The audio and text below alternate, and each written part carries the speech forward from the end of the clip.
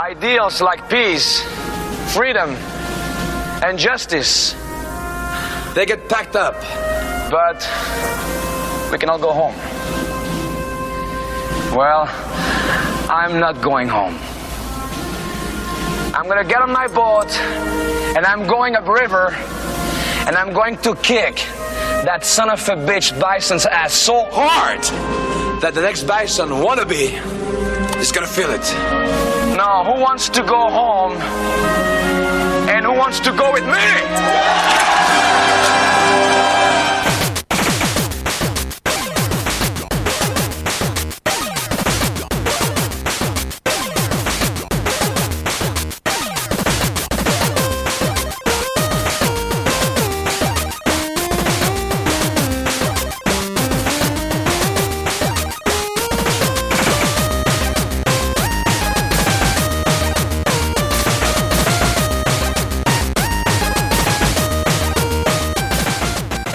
Welcome to the Rated G for Gamers podcast, episode 228. Before we start the show, we want to thank all of our wonderful fans who have supported us. And if you want to show support for Rated G, you can find us on Patreon at patreon.com/Rated G for Gamers. For as little as $1, you can help support Rated G, make more wonderful content for you, the fans. You can also find us on YouTube, Twitter, Instagram, and Facebook at Rated G for Gamers. And finally, please rate and review us on iTunes and Spotify. We appreciate all the love. I'm your host, Dave Bertino, and this is my co-host, Dan. He just saw the Xbox Game Showcase, Robinson. What's going on, man? What's going on, man? Dan, big week for news, right? Lots of stuff going on. Screw that. It's you know why it's a big week? Because it's like 100 degrees every day. It is also 100 degrees outside too. It is both a good week for news and a good week for suntanning outside. I mean, what are we in Florida? It rained for like 15 minutes and then it was like back to 100 degrees. Oh my God, yeah, just downpouring outside. It's not good. It's crazy. It's supposed to be 98 degrees tomorrow, which is. Was that like a singing group back in the day? It was definitely a boy. I was going to make that joke. It was definitely a boy band group. And I always get the number wrong. I'd be like, is it like 90 degrees, 88 degrees? You want to know why they were called 98 degrees? I have no idea why they were called 98. Because they're just a little bit cooler. You get it? Right? Yeah. You're fucking with me, right? No, I'm not. That's 100%. Yeah, that's 100% why they called themselves 98 degrees, right? You know who's not 100? Those guys. Yeah, They're no. only 98. No. So why was NSYNC called NSYNC? Because they were in sync, like they were all in step together. Ah. These the Backstreet Boys, I don't know. Maybe they were rough and tumble from the Backstreet. Who knows? Well, I'm not an expert. Men, boys to men. Boys to men. From boys to men. ABC, BBD. I don't think younger people got that reference. The East Coast Swing. No. Yes, it's a song. It's a song. Yeah. Look them up though, because that was great. Motown Philly, good song. Even I had to think about that for a second. I forgot. I forgot about. All right. Well, you know what? How about this? Do you know why 112 was called 112? No. Something you 112, don't know. 112, the R&B group, yeah? Yes. Yeah. You seriously don't know why? Mm-mm. Because Puffy discovered them at the strip club called 112. What? Okay. Wow. All right. That is true. Right. Today I learned in today in Rated G News. Well, look, we do hip hop, wrestling. We're just like we're all around podcast. That's what we do. We do. So how was your weekend? How was your weekend going? Besides being excruciatingly hot, it was not a good weekend for pickups. I'll tell you. I went around the city a little bit. Didn't find anything. I was out getting a haircut today. That was the reason I went outside. Yes, I know. It's very dangerous, but I wore a mask. I went to my dude. Gave me a very good haircut. I gave him a very good tip. And that was that. And I decided to look for video games. Couldn't find anything outside. I don't know how you're doing, but I am not having a good time. I did pretty well, actually. I actually Are you doing the like? Are you going around to the Goodwills and the garage sales, or is it online stuff? Well, I'm doing a lot of online. Listen, online, obviously, you have to. Well, see. But I did hit up a garage sale. Like, somebody was selling some stuff out there. It wasn't that far from me. Right. So, I figured I would kill 2 birds with 1 stone. I go to the liquor store. Well, 3 birds because there's a CVS over there. I went to CVS, the liquor store, and the garage sale. That's a deadly combination. And I got like a couple of NES games. I got 2 NES games, Nice. 2 Xbox games. And I could tell a kid had this because they had like a really kiddie DS game. So, yeah, no, I did some pickups. I'll talk about the pickups like on our Saturday morning retro show, which the 3rd episode we just posted it the other day. So go check that out. That's Saturday right. morning retro, where we do a deep dive in our backlog. Cheesy plug. Cheesy plug. It's a great plug, Dan. 100%. But I'm having a pretty good weekend. I got some pickups. I did go to the liquor store and got some champagne. It is hot as hell outside. I know. And Comic-Con is live. It's out digital, right? So I didn't expect a lot of big announcements. Right, because what movies are they going to tell us that are in production? Like 0. You remember that Matrix movie? Yeah, we just kicked that up again. Well, Matrix 4, I think Keanu is back. I think he's back shooting that, because I know The Rock posted something that he's back shooting. Whatever movie he's working on. So, but we did find out that we are getting, I think this is the biggest news out of Comic-Con. You ready? The biggest news. I never thought there would be anything bigger coming out of Comic-Con. I'm ready. Sonic 2, the movie, is coming out in 2022. Oh my God, I lied. I wasn't ready for that. Too big. It's too big. That's not surprising. I mean, it did well in the box office, and they obviously queued up the sequel at the end of the movie if you watched it. And it's like, oh yeah, that'd be awesome.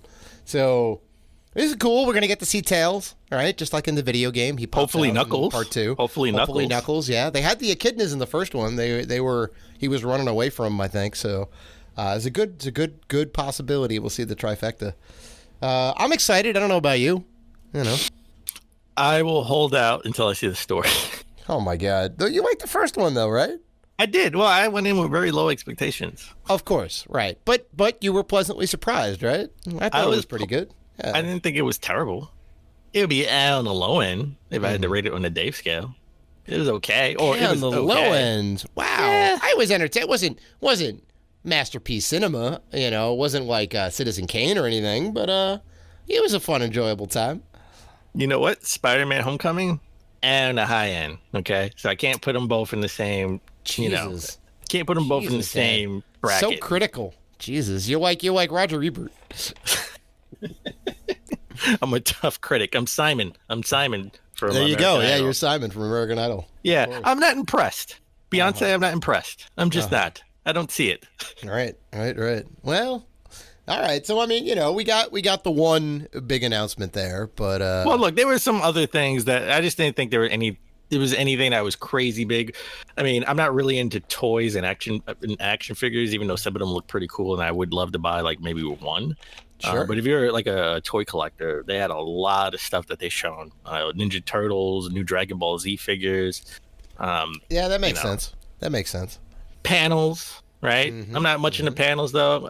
Just tell me what's new. So I don't think I like a panel if it has a good moderator.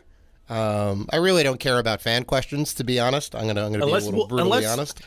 Listen, unless Wolverine's gonna pop up in one of these MCU panels, just to tease maybe he's coming. Oh, so you want like you want the fireworks and the big surprise. I want the fireworks. I want the big surprise. That's what I want. Sure. But all right, this is the last episode in July, and as we do with every last episode of the month, we go over the notable games coming out next month. Well, what do we got coming up, Dan? Nothing really notable. Yeah, not surprising. I mean, I guess this has got to be like one of the weakest months for like top tier games. To be fair, I can remember. To be fair, summer months are usually the downtime because everyone's outside and hanging out on the beach and going on vacation.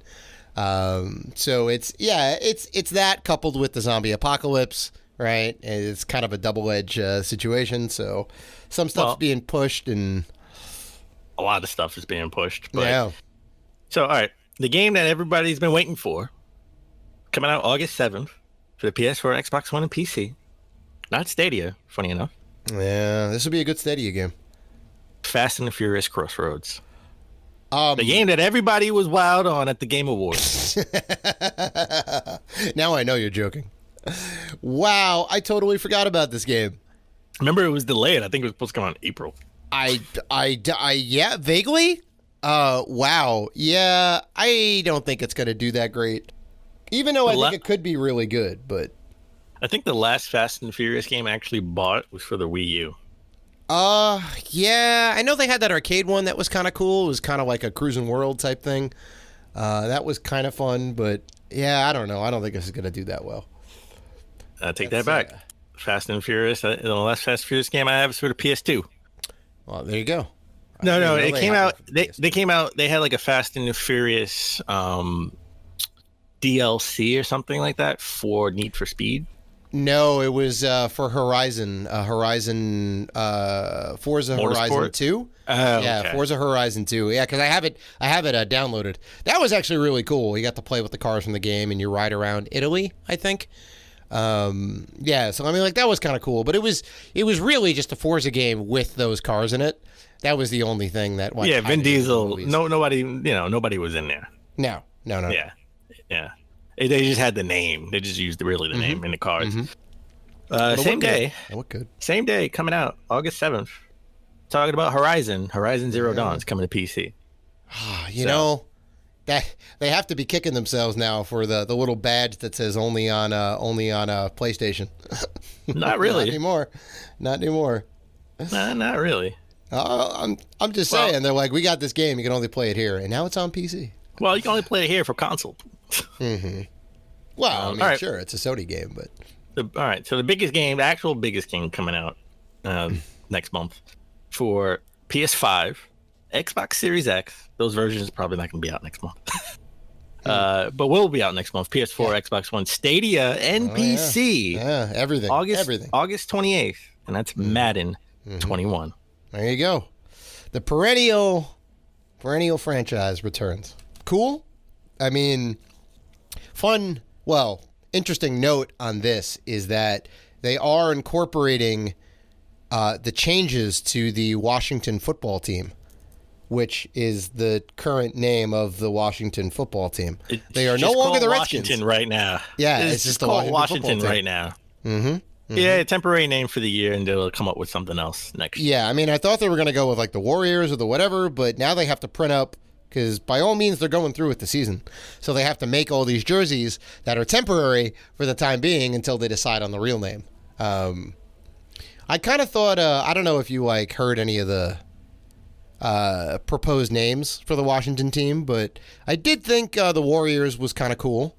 I actually never, because I'm part Native American, I've never called them. I've always called them the Washington team, so nothing's changed for me. Sure. They could just, just pick a name. Like, I listen, I get it. They want to pick the right name that they want to have like forever. Right. But, yeah, they don't want to have to be in this situation again. So. Listen, the Houston, just so you know, once upon a time, they used to be called the Houston Oilers, and now they're called the Tennessee Titans. Right. So the name being changed is not something that's like new. I mean, the Pelican used to be the Jet. Changing from the Oilers to the Titans was a money move as opposed to a they were moving. Well, right, exactly. Well, I'm not going to get political or anything. This is a money move too. This is also a money move.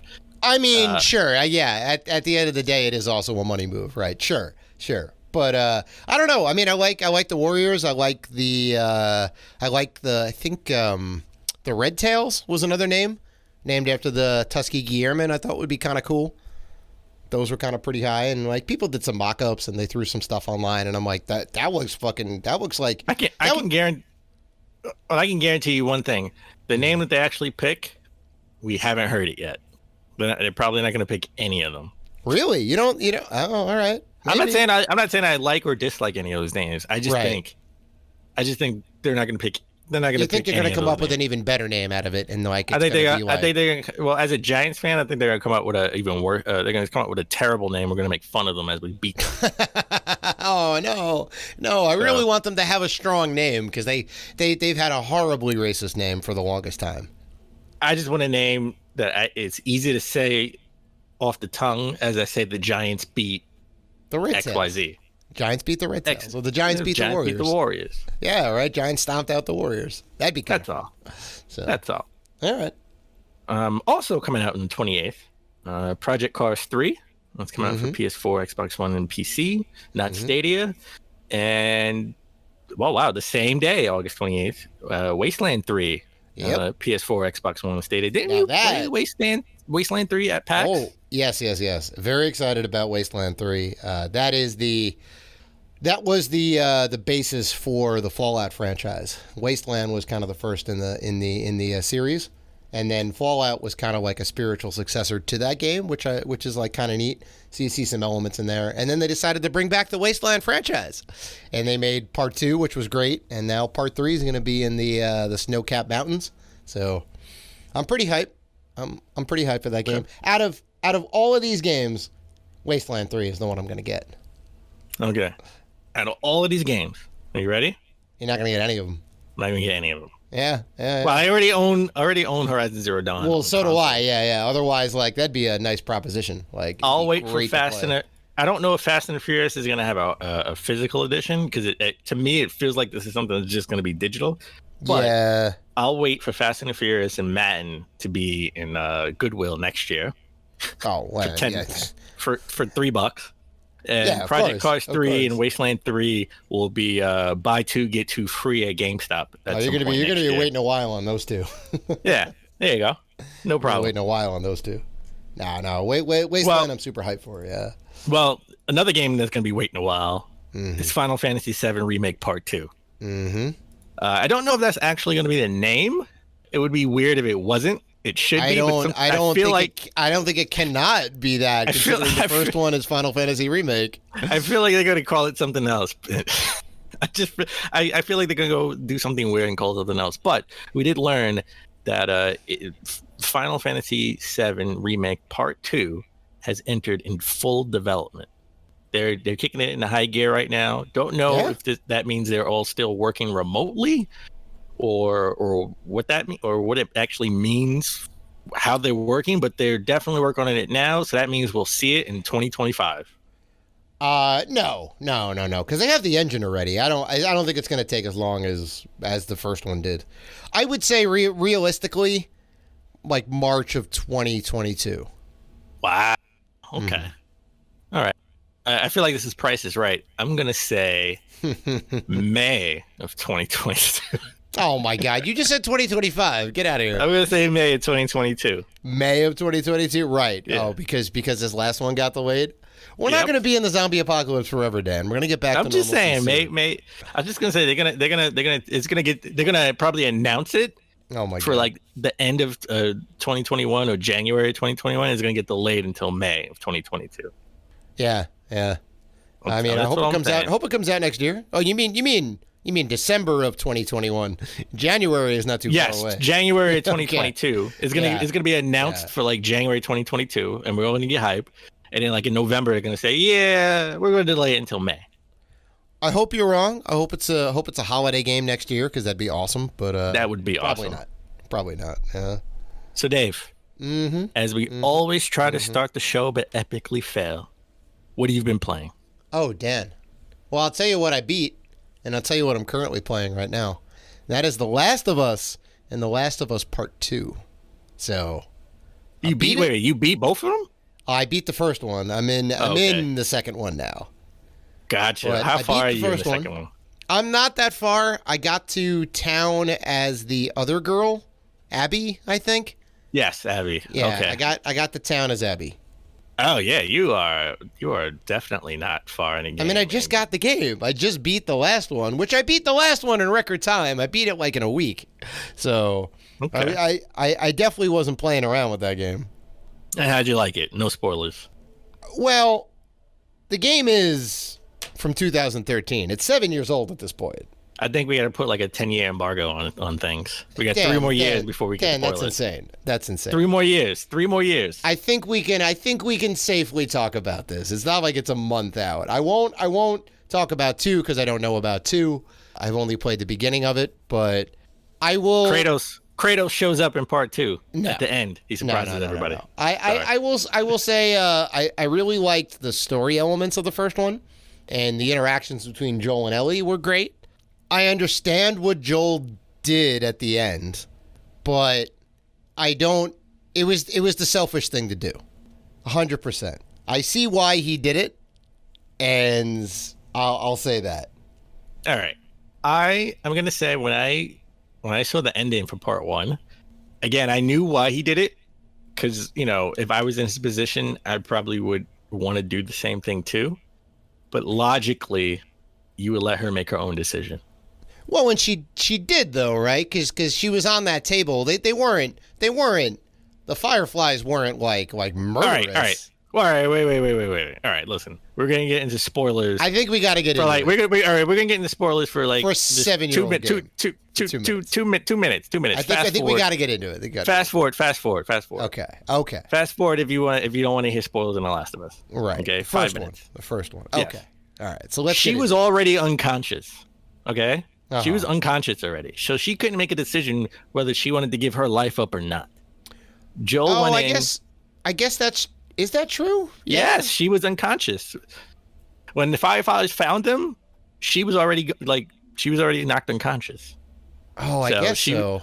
I guess she was on that table. But then he also lied to her after he took her out. So he couldn't tell her the truth. Well, he already killed the person that can do the surgery. Well, that I thought was messed up too, right? Like I know you kill a bunch of people as Ellie and Joel during the game, but the doctor just had a little knife. He doesn't know combat. You could have disarmed him. You did not have to shoot the surgeon. I'm sorry. Well. Okay. That was a little much. Play part 2 and then tell me how you feel about that one. That's all I'll say. Okay. Finish part 2 and then you tell me about that. Then you're telling me about the doctor after you play part 2. All right. Oh, maybe we get some more info on the doctor. I don't know. But yeah. I'm just saying, play. Like, I see why he did it, but he should have at least told her the truth of like, look, you're my stand-in daughter. I can't let you go, right? And he would crumble if Ellie died, because that'd be 2 people that he cared about in his life that just got snuffed out. Well, so I get it. You know what? I'm gonna play devil's advocate for a second. We don't know if that procedure would have worked. We don't know if they would have cured the virus that turned everybody into zombies, because they're not really zombies, they're clickers, right? We don't know if it would have worked. It was experimental. They seemed pretty high on this being a good idea. So, and if it's like they could have did some blood tests first. I'm sure they did. That wasn't necessarily portrayed in the game, but I'm sure they. It was pretty quick. It was pretty quick. I mean, I don't know. And just for context, when you play part 2, you'll see sort of how much time they had between, because they go back, they flash back. So oh, okay. You'll see. Okay. Well, this is the age-old trolley problem, right? They presented a scenario, right? Like the common philosophical question that you'll hear in Philosophy 101 is, okay, you have a trolley going down the tracks, right? And the track splits, and on one side of the track you have one person strapped to the tracks, and on the other side you have 5 people strapped to the tracks. And it's like you have a lever, and you can pull the lever and have it go left to the one person or right to the 5 people. What do you do? Right. Well, here's the thing. No. You got to add the caveat though. Well, hold on. That one person is your mom. Well, and then there's 5 strangers. But that's not the question. That's not the question. You first say, "Well, I do the one," because that's the logical solution, and then you say it's your mother or your daughter, and it's somebody you love, and then logic goes out the window. Because now you have an attachment to this person, and then that gets the conversation going. It's tough. 5 strangers. I'm not going to care. Right. Well, I mean, right, but in this case, it's not 5 strangers. It's the whole entire world. The stakes is high. So I don't know. I ain't mad at Joel, but put it this way: if it doesn't work, that doctor's dead anyway. Because I'm coming back for you. Yeah, well, you killed her for no reason. Sure, you killed her for no reason. Right. You're gonna be like super and angry. she could have helped because she can't turn, so she doesn't have to wear gas mask. Because she doesn't, she can get bit. It doesn't matter. Oh God, yeah, you're right. So, I don't know. I'm sorry. I had to get that off my chest. All right, so you beat that one, and you beat the DLC, right? Because you played the remaster the DLC version. too, which was not like you even said we got to play the DLC, and a couple of my other friends are like, you got to play the DLC, and I'm glad I did. I thought it was like kind of cool playing as the two little girls. So that was kind of cool. I beat that like in a couple hours. I think maybe like 3 hours or whatever. I kind of like breezed through it. It was good. It was good. It was a nice little bit. Like the little story elements they put in there were kind of nice. So, okay. I'm excited to see where 2 goes. I don't think we're gonna get spoilerific with part 2. I think that's gonna be a little bit tough.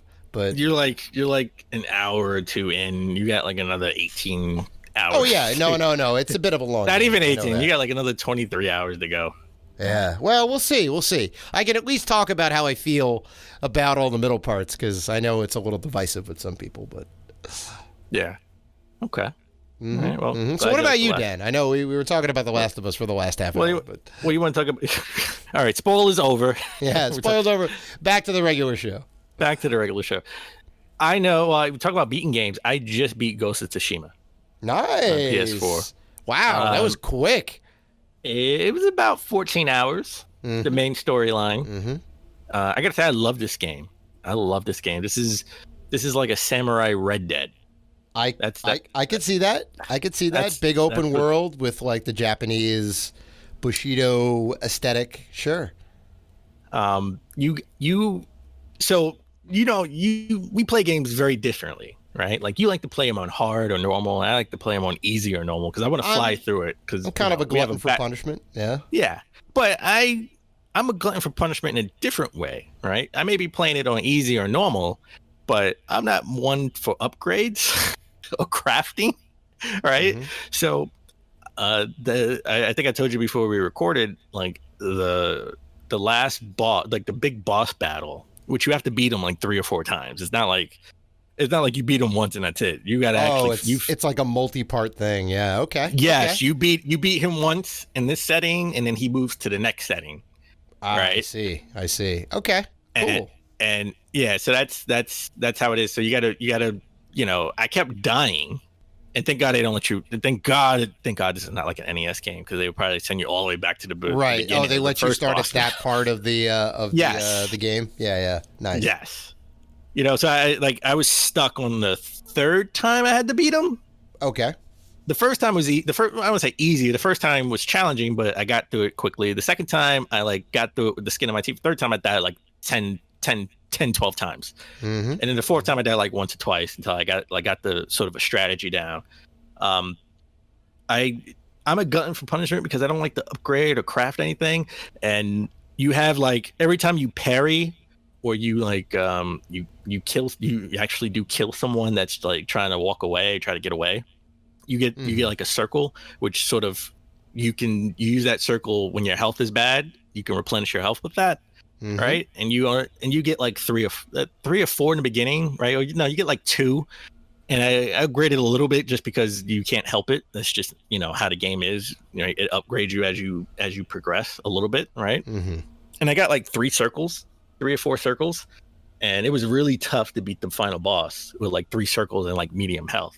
Right. I got to tell you, after I beat the game and I went into the side missions, I got like 9 circles and like a really long health bar, which would have helped me beat the boss. I wouldn't have died so many times. So I'm a glutton for punishment in my own way, where I don't upgrade my weapons that much, and I don't craft anything, and I don't upgrade my health. So I am going in. It might as well be on hard because it's gonna be challenging for me to beat the game. But I want to say I beat the story elements within like 12 to 14 hours. And now I've just been spending the last like 6 hours doing side missions. Oh, you're going back and doing all the little extra stuff. Something that I don't do. Right. Because usually when you're done, you're done. You're like, I've had my fill. Got through the story. I did all the things. Well, the difference is the side missions aren't. A lot of the side missions are story side missions. to where it's like, help me avenge my father's killer, or help I me. see. We have a traitor. Help me find the traitor, and that will take you to 7. That one story element will take you to 7 different side missions in itself. I see. So they're like bigger than just get my cat out of the tree. Situations. Yeah. Okay. Well, that's kind of cool. That's kind of cool. Which will upgrade your stance, which will give you more crafting items. Right. To build your guy up. Yeah.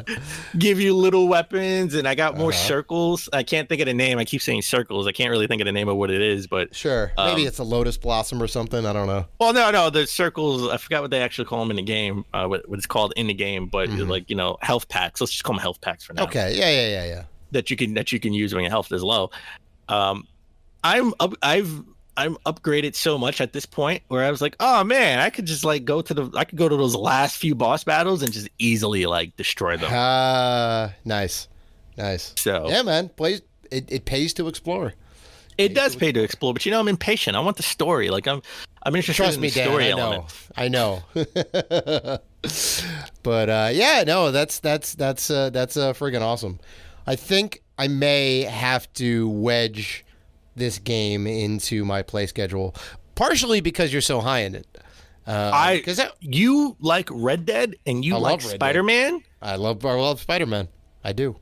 This is Red Dead Spider-Man in Japanese setting, right? Because you have that pull in you where you want to do things the traditional way, the samurai way, and the people, the other samurais hold you in high regard because you're a lord, but you see that it's not working, and the Mongols are just destroying you because they're not playing fair, right? They're not fighting. They're fair. barbarians, right? Yeah.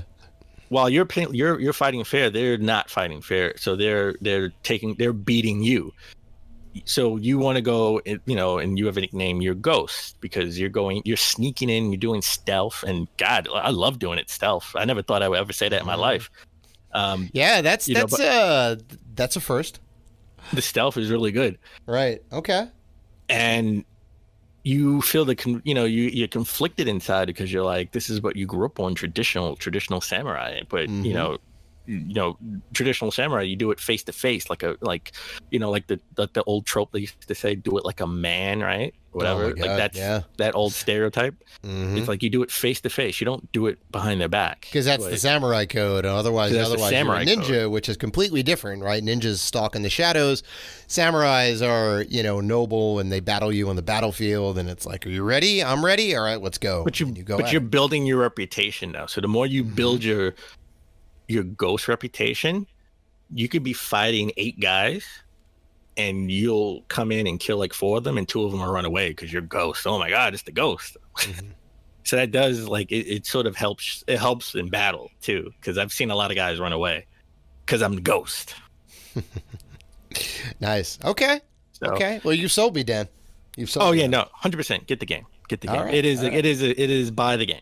It is one more thing on the game. It is the fastest selling new IP in PlayStation 4, for the PlayStation 4. Oh, nice. I think it's like $2.4 million in 3 days. That is 2.4 million copies in like 4 days, 3 days. Do you know how many copies of Little Samson we could buy with 2.4 million? We could buy an inbox and seal. Yeah, right. 10 times over. And still have money left over for, I don't know, River Raid 2 or Air Raid or whichever that Atari game is super expensive. So that, and I've been playing Paper Mario on the Switch. Oh, yeah. Yeah. I'm not a big, turn-based RPG type of person. And the turn-based RPG mechanic is kind of weird in this one. Yeah, people said the story is really what you're playing it for. This one, at least. I like the story. It's pretty cool. It's fun, but the combat is kind of just weird because it's like you have to line them all in a row. It's like, and you have like 10 seconds or 20 seconds to sort of get them in a row and then make a move before you lose your move. It's. I mean, look, turn-based is not my thing as it is, and this just makes it a little bit more complicated. So I've sort of been taking my time with it just because I like the story. I can't play Ghost of Tsushima. I play like 8 hours straight, right? Like I could barely put like 80 minutes straight into Paper Mario. So I can only do a little at a time. Sure. Well, hey, like I would say try and get through it because I think it's got a lot of funny story beats in there, and you do some interesting. There's some interesting mechanics with the origami folding, which is kind of neat. So, yeah. Although I have actually yet to play the new one, so I'm only going off what the reviews have been saying about the game. But so, all right, why don't we take a break? When we come back, we'll get into the top gaming news of last week. Hey, this is Matt Adler, freelance journalist for IGN, and you're listening to Rated G for Gamers podcast.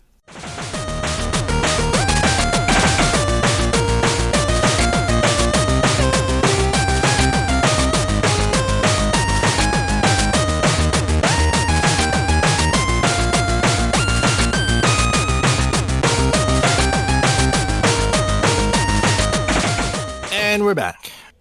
All right, let's get into the top gaming news of last week and everything that we've been waiting for. All our hopes and dreams, E3-ish type content from Microsoft. We got Xbox Series X games showcase. Yeah, and spoilers. It came. It went. It's gone. And I don't know how I feel about it, to be honest. But we'll talk about that at the end. Everybody wanted gameplay, and spoilers, we got some gameplay. So well, you know what? They came out the gate, heavy hitter, Halo Infinite. Right. We got gameplay. The launch title for they made the it, Xbox. And they made it very clear you play as Master Chief only. Yep. At least this is no Halo 2 Arbiter stuff. This is no Halo 5 lock stuff. You know, they're not messing around. And it looked a lot like the first Halo. Right. It did. It gave me vibes of the first. It gave me vibes of like a remake of the first one. Right. And that is 100% intentional across the board. Because they kind of like when like 343 took over, they kind of took it in a slightly different direction. Something's good, something's not so good. Like the multiplayer in 4, people didn't like. The single player in 5, people didn't like. But I think they're taking some of those elements. And they're bringing back some of the old feel and kind of combining the two together, which for me as a Master Chief fan, as a Halo fan, I grew up on this stuff. I 100% can get into. I just want to see Halo Infinite Special Edition. I want to know what the statue is. Oh, I want the Master Chief. I want another Master Chief statue. Right. That's what I want. Right. You know, we had one of those back when we used to work at Circuit City. We had the one that was sitting at the bottom of the escalator, right? Oh yeah, that's right. I forgot about that one. Oh, and I found it in the back storage room. The one I didn't even know existed until I had to go in there one day. And I saw Master Chief, and it was like half wrapped up because like the arms came off. And I was like, all right, Dave, before you leave, you have to take that and bring it home. And I never ended up taking it. And then a friend of mine, his now wife and my good friend got him that statue off of like eBay. Someone was selling it, like not that exact one, but that would be funny if it was that exact one. Yeah, right. The same one from Circuit City. Oh man, yeah. So, but Master Chief, Halo Infinite is going to be more open world, right? Less linear, a little more I suppose. It's definitely more bright and visual art style, like the original one. It looks like a remake. You got a grappling hook. That grappling hook cool. in this. That's cool. The new mechanic. I mean, come on, you knew they had to. They had to do something. Yeah, they had to do something different, something new. Well, I mean, I'll say like coming from the first couple of Halos, Master Chief wasn't very mobile. Right? That's true. He couldn't even run. Like he could walk at a fast pace. He could shoot a gun and he could kind of jump. So it took them all the way to 5 for him to be able to like climb up shit. Well, he has a grappling hook where, I guess, I don't know if you can climb up every ledge, but you can climb up on some ledges or sure. maybe just enemies, right? Sure. You can grab things and pull them to you. Right. So they showed that. That looked pretty cool. Yeah, he grabbed like an energy core and tossed it at a brute, and I'm like, and it looks like the main enemy in this game is going to be like the Atriox. He's like the main villain He was the main villain in Halo Wars 2. Right. So Yeah. they're sort of bridging the gap between like the Halo original Halo series, Right. and sort of like the spin-off Halo Wars. Halo War series. So Mm-hmm. that's cool. Even though the Halo Wars game sort of had cutscenes that were canon in that world, right? Oh yeah. It all ties in.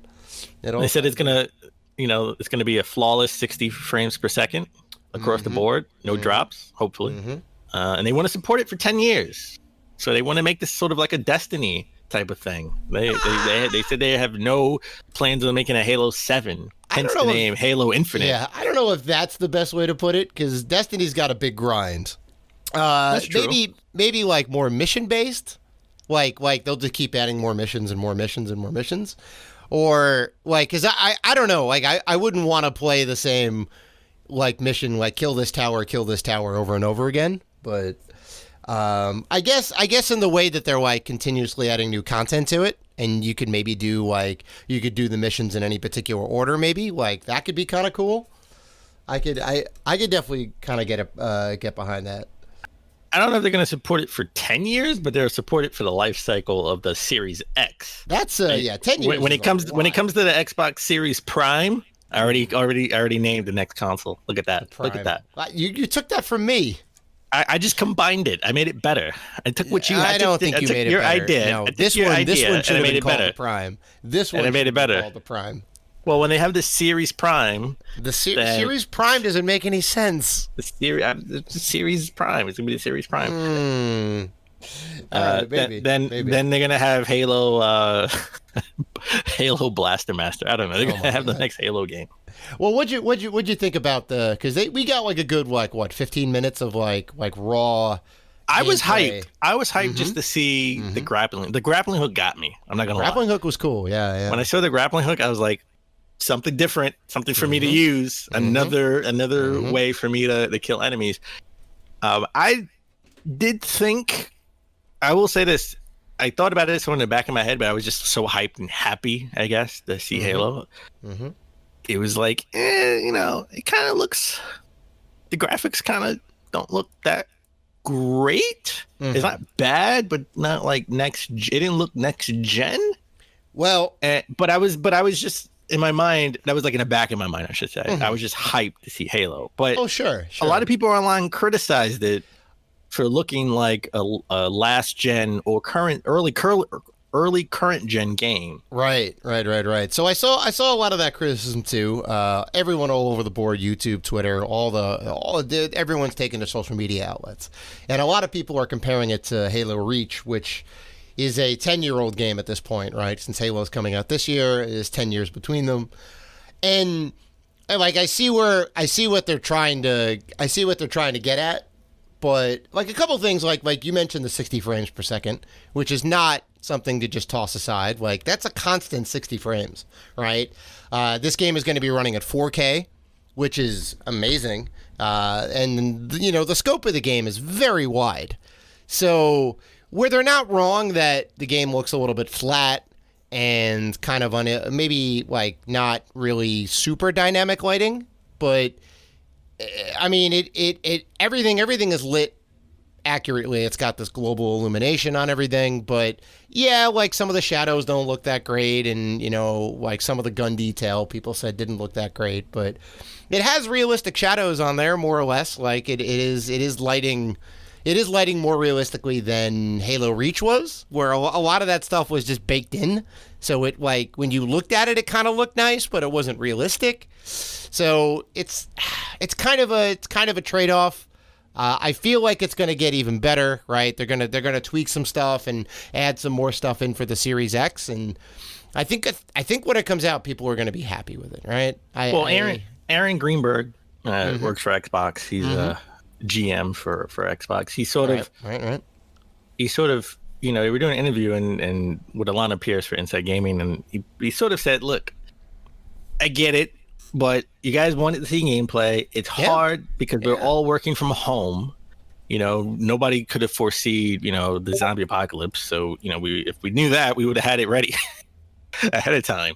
And the game is not gone gold yet, right? honestly, they can wait all the way up because we think it's going to come out in November.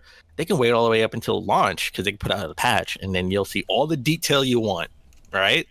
So they just got to be patient, give them time to to work on things, and this also has to work on the OG Xbox One. Right? Yeah, that's kind of the gift and the curse of like this cross generational like game, like their commitment to like everything's gonna play on both consoles.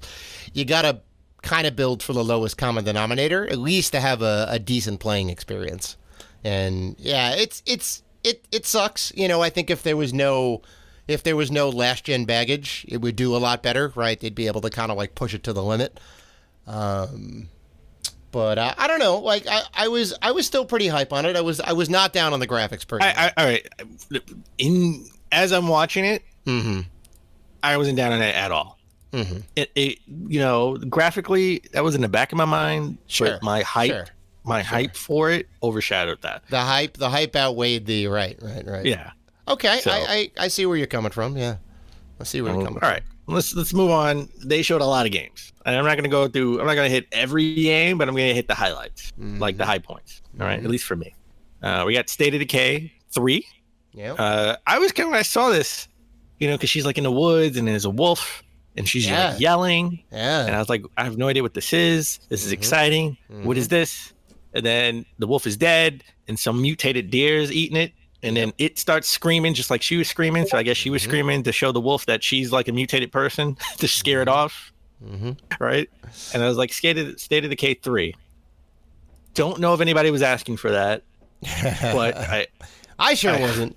But I wasn't mad at it. It looked cool. I wasn't mad at it. We didn't see gameplay again. We saw a cutscene, right? I mean, not even a cutscene. We just saw, a render. It was okay. It was okay. It's cool. It's cool. Next game we saw Forza Motorsports in engine. That looked beautiful. Even though it was all in engine. Just a tease. Even though it was like the garage, I guess, right? Where they had all the cars. That was kind of a big thing about it, but it looked beautiful. Yeah. They showed all the cars coming out of the garage. And that was it, right? Yeah. So we got a tease. Safe to say, Forza Motorsports, not a launch game. This is not coming out. This is like early in development. Yeah. Which is sad because I was thinking like, well, they're definitely going to show Forza. Like, it's probably going to be a launch game too. So. But sadly, it's going to be a couple months off. So I'd say 2021 probably. I definitely say holiday 2021. I mean, sure. Yeah. Give them a little more time to work on it. Throw some more cars in there. Like beef it up a little bit. Well, another game that's not going to be at launch, which it's also early development, is Everwild, a rare game. Sort of definitely gave me vibes of like a Ori game. Sure. We got no gameplay. We got zero gameplay. So I don't know if I'm really excited about this game because I don't even know what this game is. Well, right? I mean, it looked pretty. It looked pretty visually awesome. So. I guess there's not enough to really like. Well, what's the gameplay hook? What is this game? Right, exactly. I don't know. We got some eye candy out there, and it's like, all right, so give me some more. Tell me what the game's about, and then I can do the pre-order. A game that I got hyped for was this is an adventure game called Tell Me Why, and this is not the first time we saw this before. I forgot where we saw this. We probably saw this in the other Xbox showcase. But we got some more info about the game. Like it takes place over 30 years, which was kind of neat. Is this that one? This is that one, right? This is not that one. No. That's another adventure game. This is I'm getting guys. All confused now. This is the game that this is the guys who made Life is Strange. Oh yes, okay. This is the games. Yeah. So this is. They have good pedigree, right? They have like. They have good. Well, it's Life is Strange. Yeah, Before the Storm, the prequel, and then Life is Strange 2. Yeah. So 3 games under their belt, and they were all great. They were all great experiences. So I mean, if you ever played a Telltale game, this is in that style, right? Which is more real, just like real people, not like not the art style is. They try to do it a little bit more, less cartoony, right? But I kind of like it. I mean, look. chapter, we know we're going to get it in chapters. So chapter 1's coming out August 27th. Right. And this, by all accounts, I think this is an Xbox only game. I haven't seen anything about PlayStation. So, we got Outer Worlds. We're getting an expansion, the Gorgon expansion, right? And that's coming out September 9th. But Obsidian showed up big at this showcase because they got the expansion for Outer Worlds. Yeah, which look pretty cool. Grounded, which we already knew about. That's coming out early for preview next week, I believe. The Honey, I Shrunk the Kid simulator, right? Honey, I Shrunk the Kid survival game. Yeah. Survival game where you can build out your hut, right? Build your fortress. It's sort of like Honey, I Shrunk Fortnite in the backyard. That's what it looks like. Yeah. But I like the Battletoads Easter egg they had. Like we're just sitting on a Battletoad statue. Really? Oh, I missed that. I missed that. That's kind of funny. And Obsidian's new RPG, Avowed, first-person RPG. That's sort of like in the Pillars of Eternity sort of universe. So that looked pretty cool. They ended with that because they said, we're working on our RPG, our regular style RPG games. So. Avowed I'm pretty hyped for. Like Obsidian is. Outer Worlds is out on Switch and PS4. Yep. Grounded, again, not officially out. Sort of, a game that it's just a survival game that you play over time, right? It's not one of those just one story element. They're going to keep updating that. Right. But Avowed is that RPG game that Microsoft was looking to have that's exclusive to this, exclusive to Microsoft, to Xbox. So now the game that you originally confused Tell Me Why with was there was a lot of games. There was a lot of games in this presentation, Dan. As Dusk Falls is the game that's interactive. It's an interactive drama that takes place over 30 years. You're with a couple and you have a daughter and something happens. I think one of the parents die, and it's like this, I guess, sort of mystery and right. Lives with the daughter as she grows up. So it seemed kind of cool. You have to kind of figure out like what happened to your dad, right? And the mom seems a little bit crazy. Did I see that correctly in the trailer? I got vibes of a little bit of crazy, but we don't know. That could have just been the way the trailer was. I would have to see more. I mean, this game is probably far off. It's still in early development. A lot of these games are in early development. Yeah, I mean, that's all within the works. Yeah. over time. So It's not only Halo is going to be at launch. Right. So far, yeah. So far. I mean, you're gonna get Madden at launch. You're gonna get Madden 21 at launch. Well, you get Madden before launch. It comes out next month. Yeah, well, there you go. Right? Yeah, you can play it now and then get the upgrade when the system comes out. We got Psychonauts 2. Yeah. They showed. I guess they wanted to show something for Psychonauts other than gameplay. We saw Jack Black singing a sort of a brand new song. Right. For the game. It sounded just like the Doors, I think. Yeah, I was like, wow, this is like, very psychedelic 60s. The platform, they showed sort of like that whole level was sort of psychedelic. I thought I was in the 60s. Or tripping. I could have been tripping watching the showcase. It's so good. Like you don't know how much I love Psychonauts and the humor of I do. The first Psychonauts. You tell me all the time. It's a fantastic game, like right up to the end. Like they do a lot of really clever stuff. You go inside people's brains, right? And like some of the collectibles in the game are emotional baggage. So you find all these suitcases and like luggage hanging around, and you have to pick them up for like whatever, for points.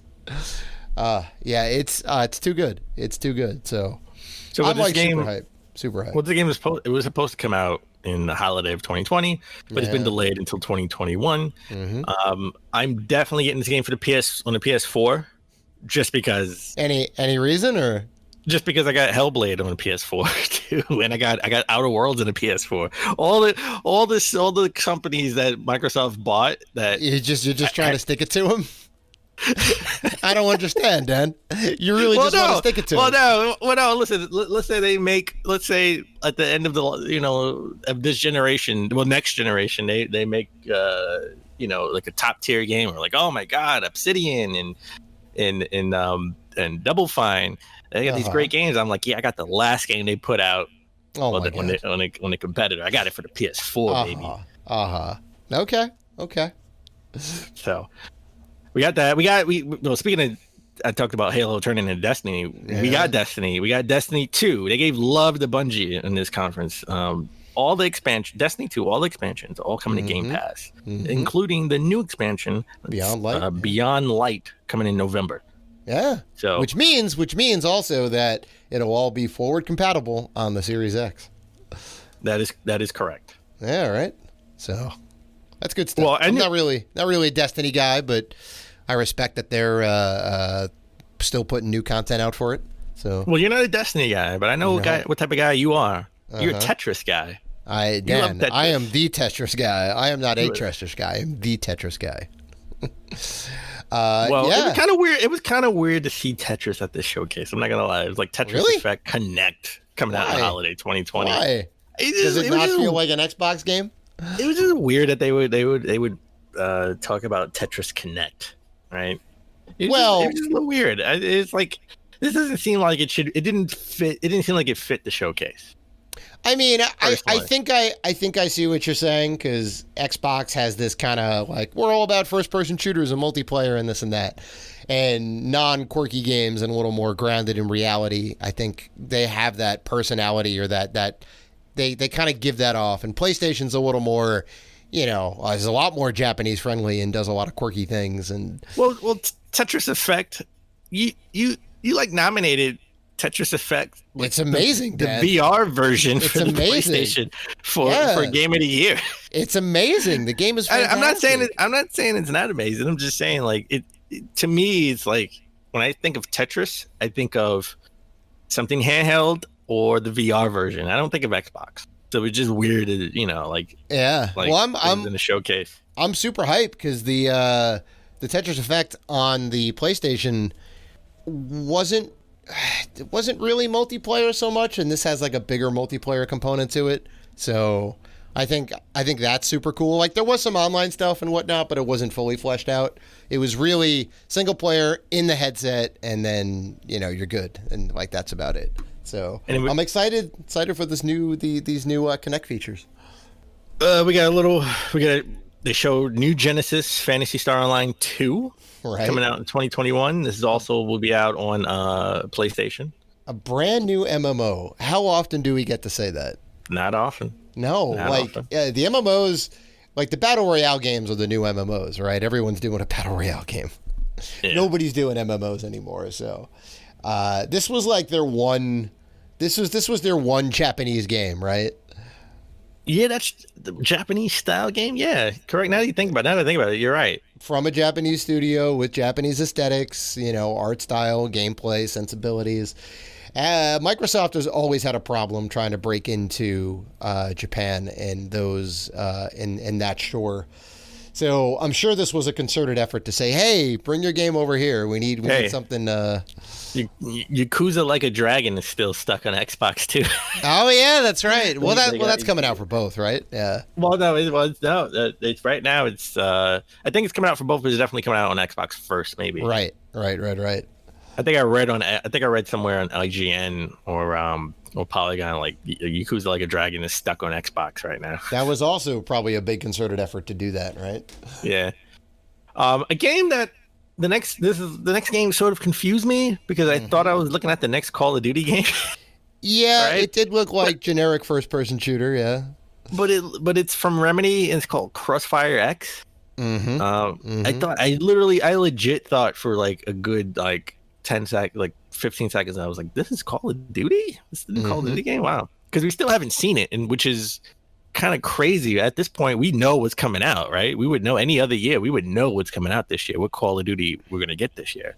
So, but the only thing with Crossfire X that's weird, the multiplayer is free with gold, right? Xbox Live Gold, which you can't get a year for. You can only get 3 months or 1 month.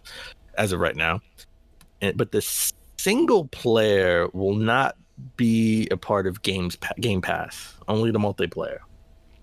So Interesting. if you want the campaign, you're gonna have to buy it.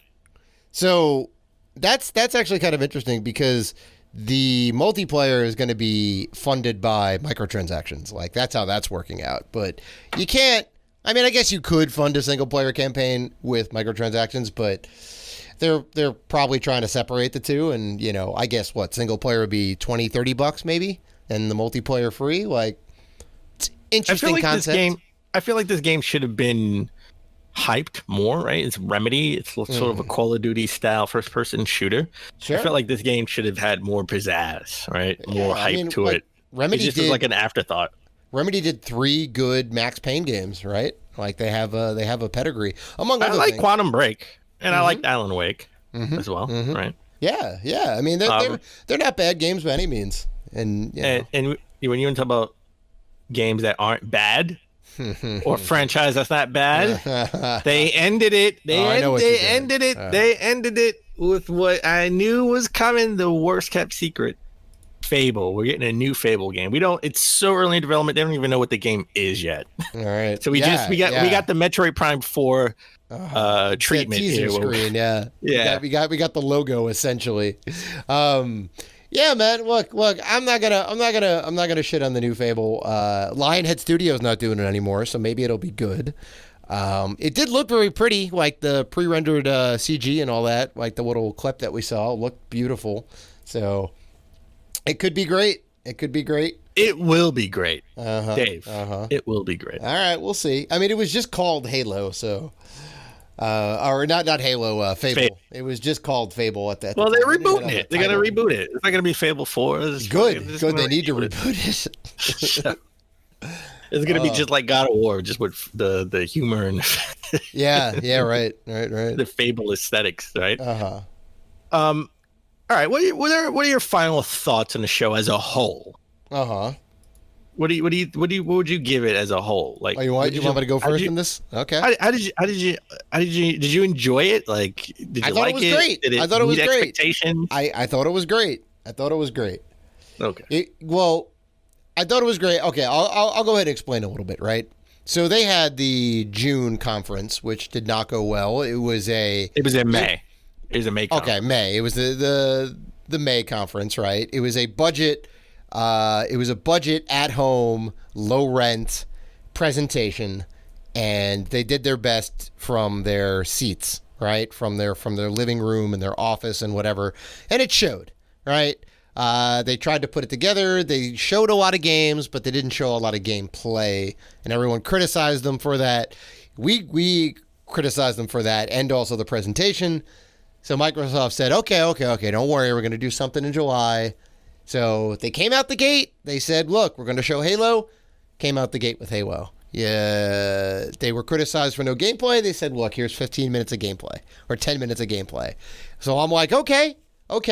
And then we got some in-engine stuff from Forza, which I thought was pretty cool. We're starting to see some return from the studios they bought with all the Obsidian stuff. And we got 9 out of 14 studios. Yeah. So we still don't know what 5 other studios are working on. Well, there you go. The Coalition. The Coalition, we know what they're working on. Right.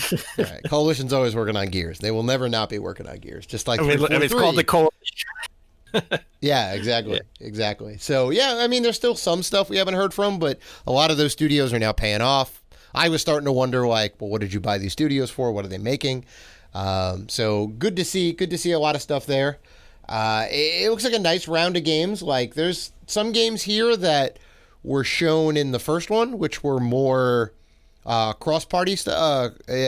Cross console stuff, right? That wasn't exclusive. So we're definitely getting that stuff coming in too, right? All those like crazy first-person, third-person shooters, the Yakuza stuff, and whatever else. So that's all like coming too. A lot of this is going to be next year, which is a little upsetting, but understandable. So.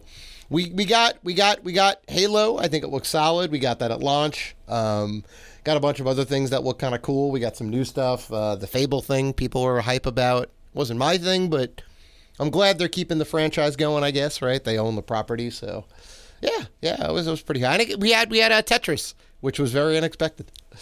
I'm gonna say I was expecting. I was really hyped for this, right? Because PlayStation, Sony brought it with the PlayStation 5 sort of conference last month. Yeah. And I said, Microsoft, Xbox needs to bring it, and they will bring it, right? I thought we were gonna get blown out of the water. We're gonna get, stuff that we didn't even know about. I was kind of lukewarm on this. I got to be honest. I wasn't. I was looking for where's my Ghost of Tsushima? Where's my Last of Us style game? I mean, give me a story driven game. Just one. Just one. Every day they focused on open world and games they put as a service. Tell Me Why and As Dusk Falls. Those are legit story based games. Those are Telltale style games. Okay. Where's the adventure? Like the action adventure. You got your Everwild. Everwild is that game. Well, we don't know what Everwild's gonna be. We don't know what type of game that's gonna be. If it was me, if I was in charge of putting this together, right, and they said, Dan, here are all the games we're working on. These are put a show together for us. This is what I would have did. I would have started out exactly how they started it out with Halo. Okay. Graphics looking however the graphics look, they look. Whatever. We'll deal with that later. Yeah, it is what it is. Senua's Sacrifice 2, Hellblade 2. I would have kept that in the hat. I wouldn't have shown that at the Game Awards. Just show the box. Everybody's gonna go crazy because they know what the next gen console is gonna look like, right? So I would have that would have been my second game I went off with, and everybody would have went bananas. Oh my god, we got to Senua Sacrifice 2, right? Because that's the story-driven first-person puzzle game that we want on Xbox side. Then I would have shown Forza Motorsports teaser. I would have shown Everwild, and then I would have showed State of Decay, and then I would have got into the montage of these are all the games that are going to be upgraded on the new. They're gonna get an upgrade on the Series X that you already have, and then here are the indie games, right? And then here are some new games, story-driven games, right? I would have announced it. These are the story-driven games, and then I kind of Tetris Effect. I probably would have left out of the fold. Phantasy Star Online, I would have sort of left towards the end as like a surprise, right? And then you end with Fable, and I gotta say, I know there's something else in the works that they haven't shown us, and I don't want to see it in August. It should have been shown here, right? Like I don't know if it's Perfect Dark, I don't know if it's Banjo-Kazooie, I don't know if it's a franchise we never heard of before, but we need that would have been. I would have put that at the end and then put Fable. And then everybody would have been a little bit more blown off their seats, nitpicking instead of being lukewarm in the whole conference. So you were more about the order of things than, I mean, but besides holding the wow off factor. with Sacrifice. You need the wow factor too, right?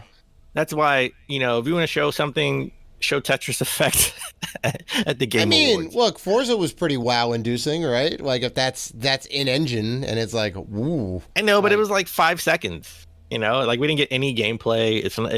None of these games are coming out anytime soon. You have to work with what you got, right? Yeah, you got to work. No, with what I understand. I understand. Yeah. So I hear you. I thought it was okay. I think I had high expectations, which is why I think it's just okay. It was just okay because I had the highest of expectations. Yeah, I think the thing that really was going to be the only wow factor thing was Halo, right? Even though we knew it was coming, we haven't seen any gameplay yet, and we got the teaser last year, and it was like, oh shit, like this is real. And then they're like, yeah, Halo was a launch title, bringing back original Xbox, like. Boom. And you know how great that game did and how much everyone loved that game. And that bit fell flat a little bit because of the graphics and the whatever else. And, so that was like really the thing to wow people. And it suffered a little bit. Games are different than movies where you need to hype the base. You need to hype the base up.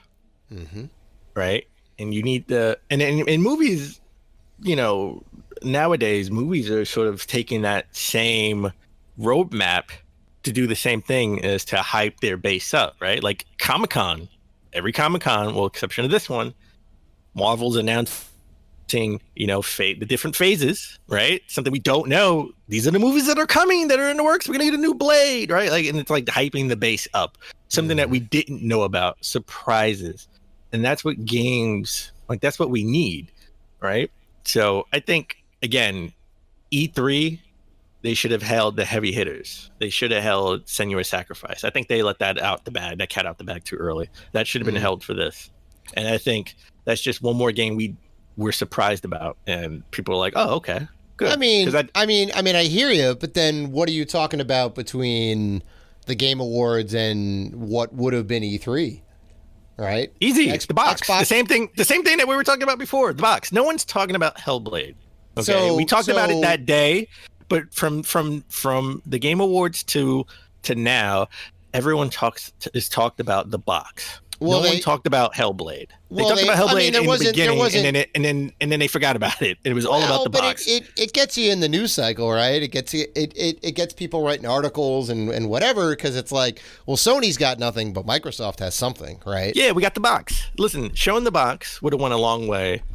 If they would have just had the box, it would have been just perfect. They would have had the same reception. I think. But what do you get? With Senua's Sacrifice? Like they don't have anything ready for it. If you do it right now, you get more. It boosts the surprise, the wow factor for your conference, because no one was expecting that at all. Sure. No one's expecting part 2, right? Yeah. I mean, I guess it would have been a bit surprising.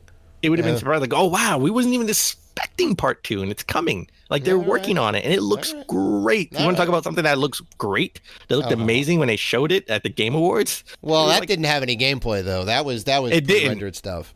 So I think they said this was in engine. I think they said it was in engine. All right, I don't remember. Hopefully they can hit it. Yeah. So, yeah. And then everyone would have been like, "Oh my god!" Like we got a big surprise, but then everybody would have been like, "Well, Senua's Sacrifice looked better than Halo."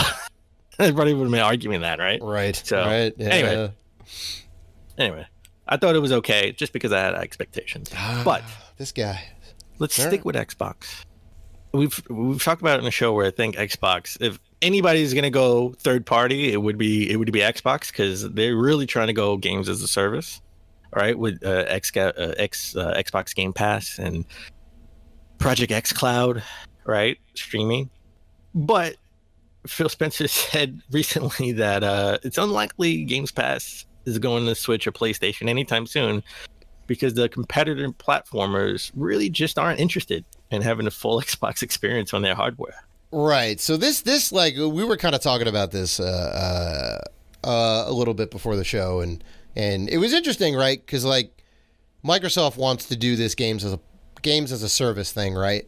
And not just like you have to buy the box to play everything. Like they want to make it as easy as possible to get in, right? And you pay a fee and then you get the thing. And I was like, why wouldn't Sony want this on their console? Why wouldn't Nintendo want this on their console? Because I was like, well, now you can play all of the PlayStation games and most, if not all, of the exclusives on Xbox, right? And I'm like, wouldn't that I would buy the PlayStation if I was choosing between PlayStation and Xbox.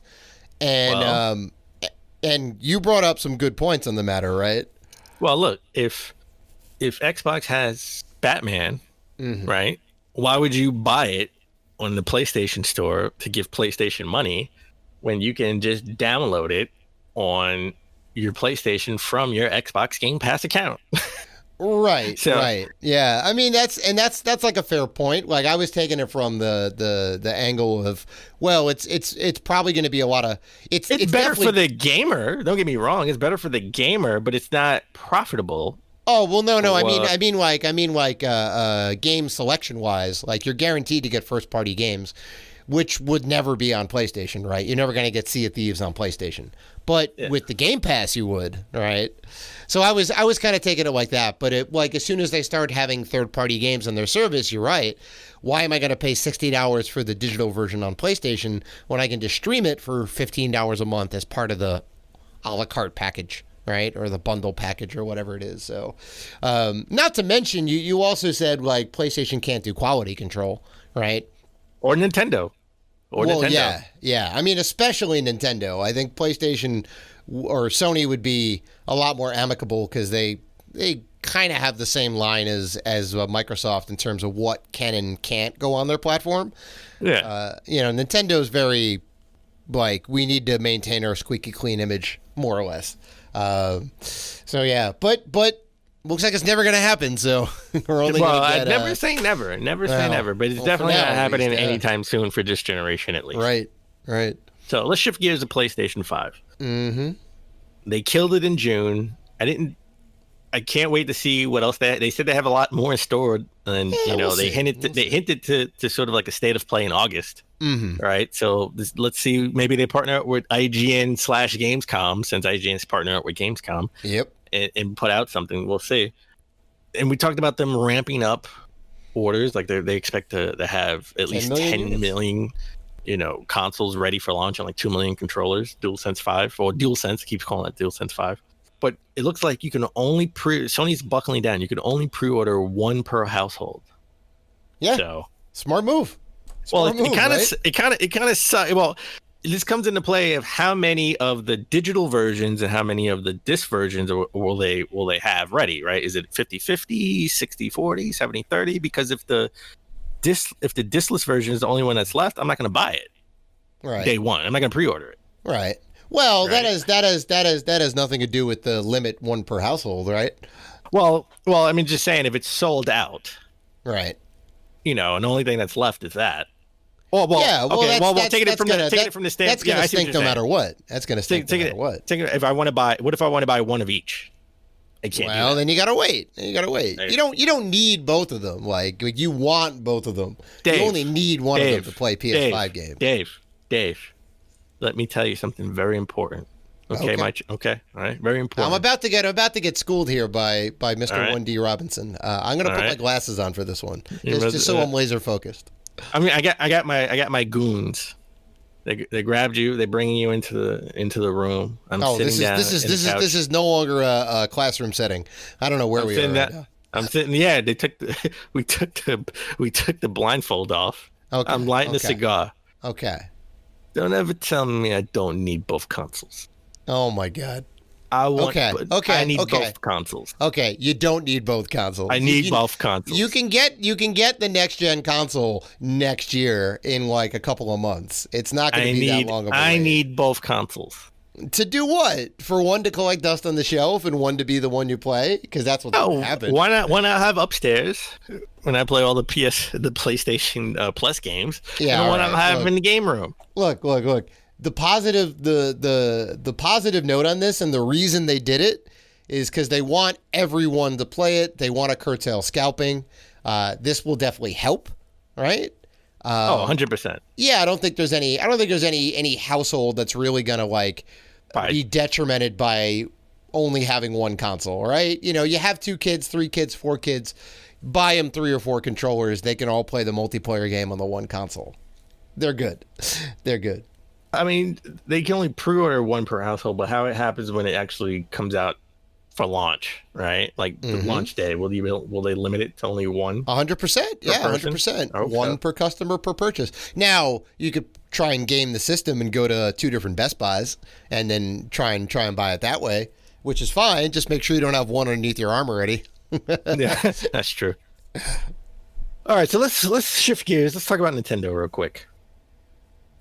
We did get a direct last week. We got a bit of a mini direct, and we got nothing about Mario. All right. I was trying to tell you. We got a partners direct. We got a partners direct mini. We had a Nintendo Direct mini partners showcase. Sure. Yeah. Which they showed no first party stuff. And I bet you like 2 weeks from now, like in August, we're gonna get like the Mario Direct, and I'm gonna say, why didn't you just do one? Why didn't you just do one? It would have made more sense if you did put them all together, right? You put Sakurai with the amiibo, with the new amiibos and the the new Smash Brothers characters. I You get. can have the partners okay. direct in the middle, and then you end it with like the Mario one. Dan, I get So, it. I get it. I know It what just doesn't make any sense. I know what the issue is here. You've been let down time and time again by all these presentations because you're having E3 withdrawal. That's the issue. I am. I don't know if I like this. I don't know if I like this spread out stuff. I don't. You know what?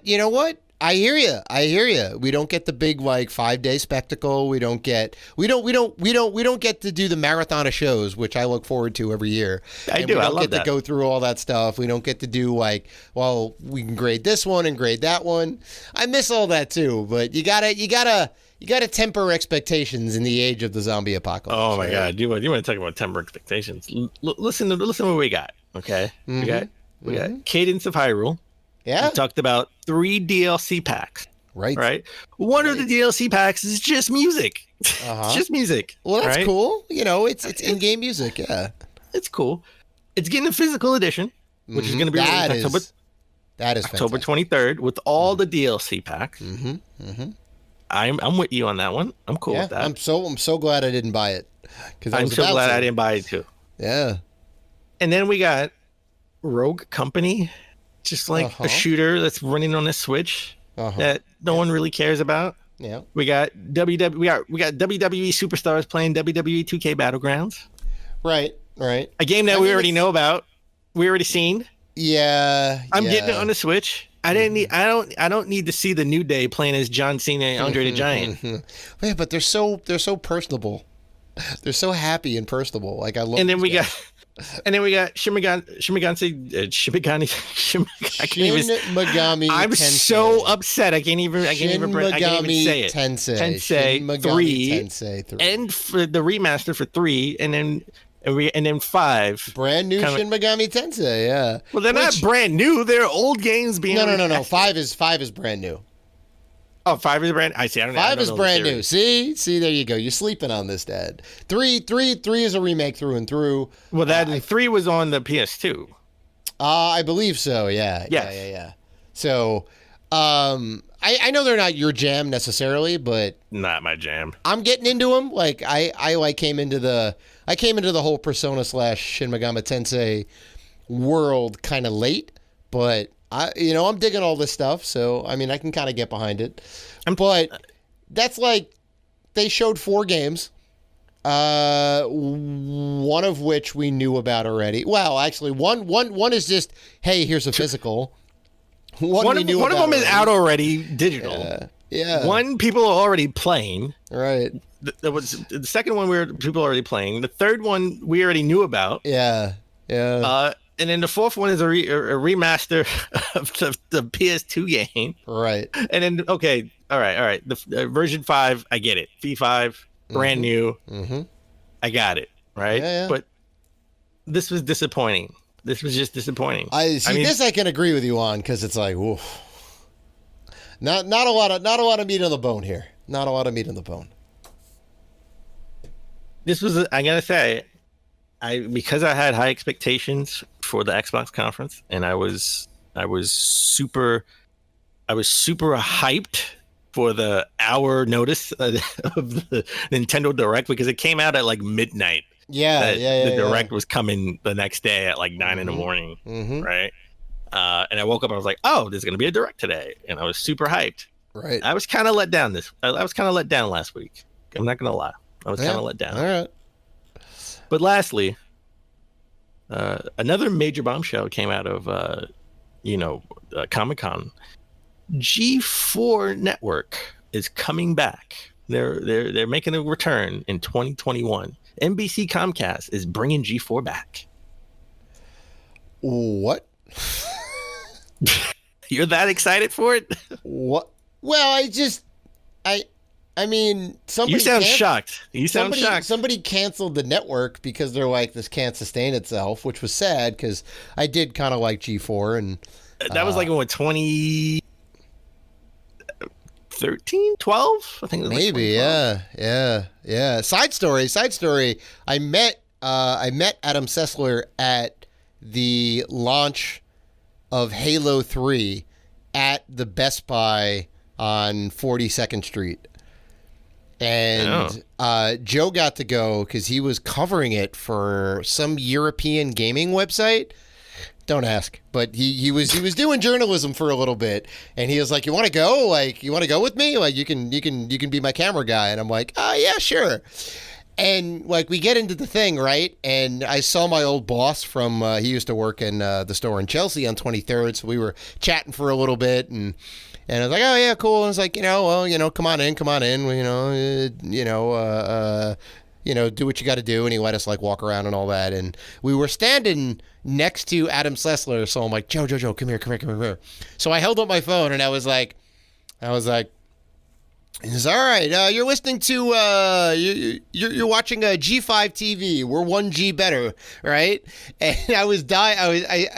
I started laughing. And then Adam Sessler like turned his head around. I'm like, who is this joker?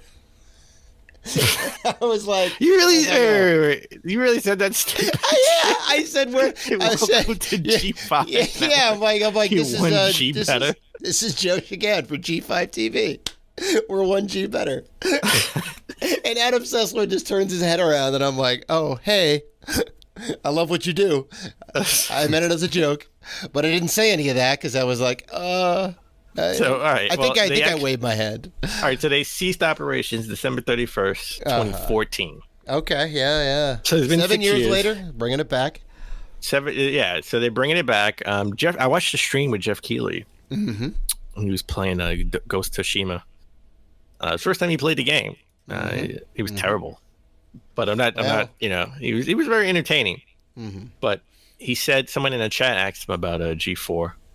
And he said he's known about it for a while, but he has no idea, what's it going to be or any of the concepts or ideas, and no one's contacted him to be a part of it. So, but apparently this has been in the works for a while. Well, I guess so. If you want to, create a network, it needs to be in the works for a while, right? So it takes a lot of time and effort to like put together, like a plan and a lot of money and all that. But it looks like it's going to be. A lot of their focus is going to be esports too, right? Which is big.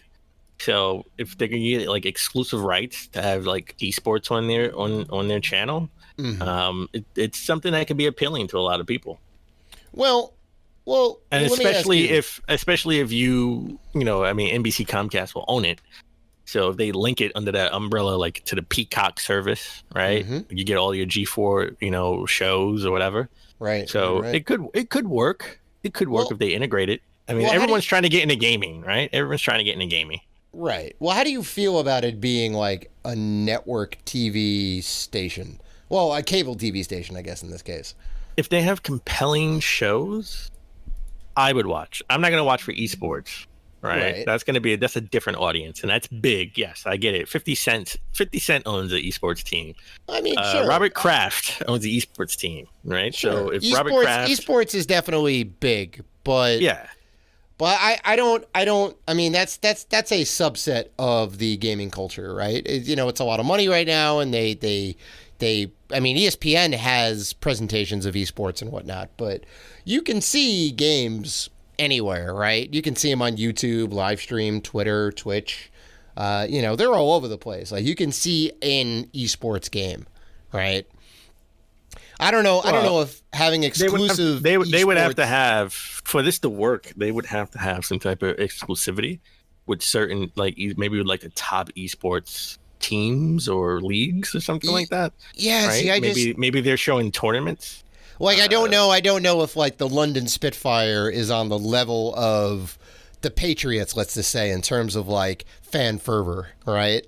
Maybe it is, and maybe I'm just kind of missing out, and like maybe this will be the venue for that. But it just feels weird to have a tech show be tied to a particular schedule. I'm not gonna lie. I've been I've been watching. What was that TV show that was in Canada, and the guy's still going down. He's like, I can't think of it at the top of my head right now. Oh, yeah. You keep on showing me clips of that guy's show. Victor Lucas, right?